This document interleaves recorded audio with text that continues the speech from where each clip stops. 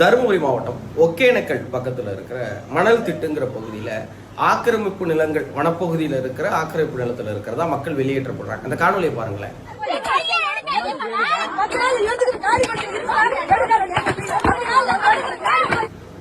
எப்படி மனசு வருது?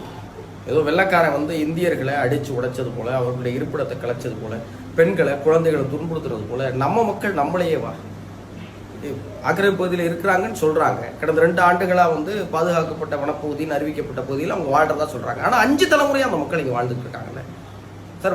ஆக்கிரமிப்பு செய்யப்பட்ட எவ்வளவு அயோக்கியர்கள் இங்க வாழ்றாங்க. இங்க காட்டேஜ் கட்டுறதுக்குலாம் அனுமதி கிடைக்குது, ஆனா குடிசை கட்டுறதுக்கு அனுமதி கிடையாது.